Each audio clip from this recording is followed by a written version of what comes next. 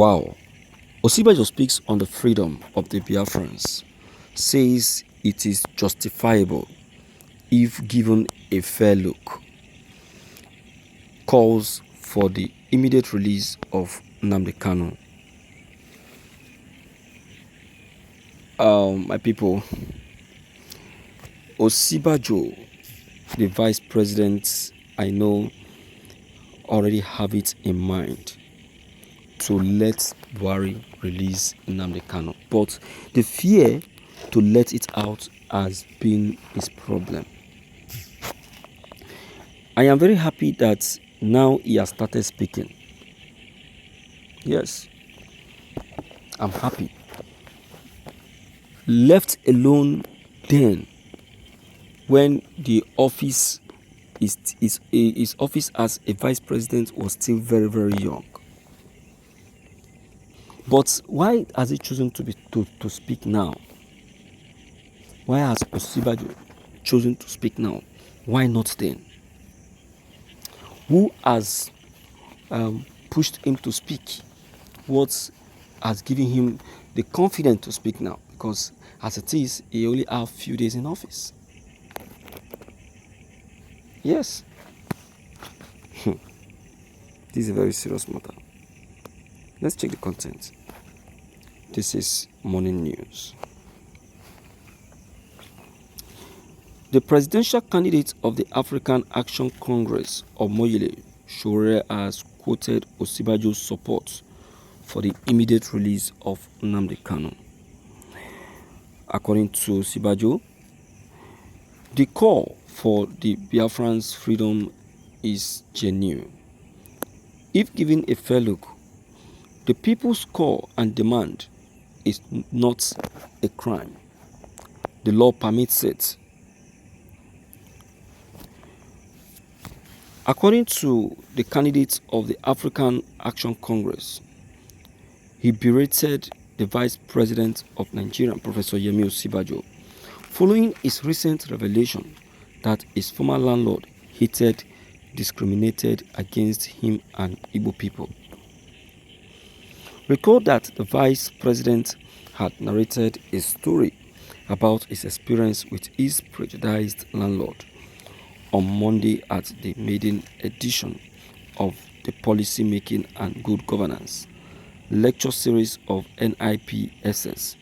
He recalled how in 1989, when he was about to get married and was searching for a good house to rent, he met a landlord, an elderly lawyer who did really estate more than legal practice.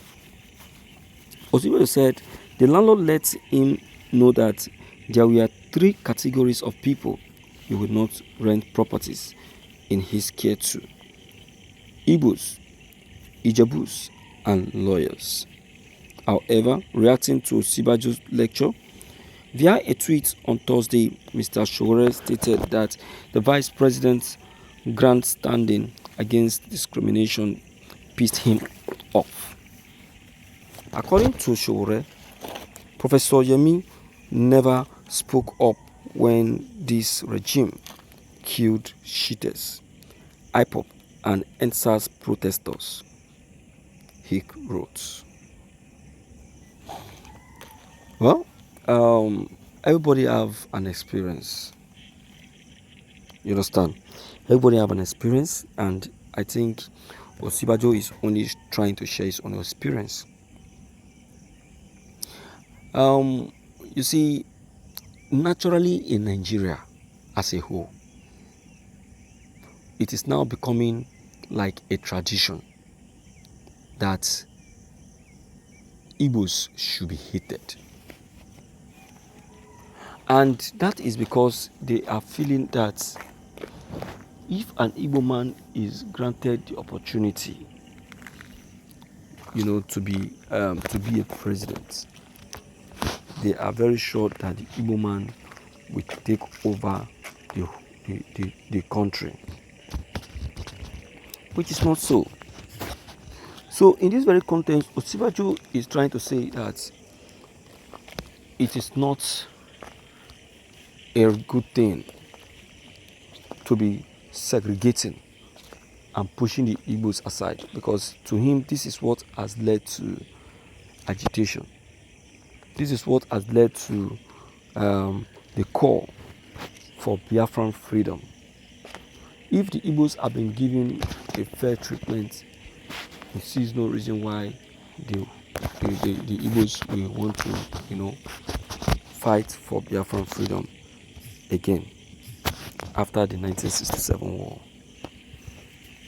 You see that? So that's just it. So my people, I think there is fairness in what Osibajo I've just said right now. I don't know of you, because it's a reality.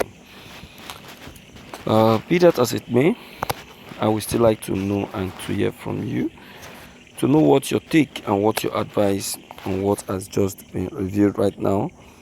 Maybe don't forget to leave them below the comment section. Click on the subscription buttons as well as the bell buttons to get updated each time we upload any new videos. Thank you.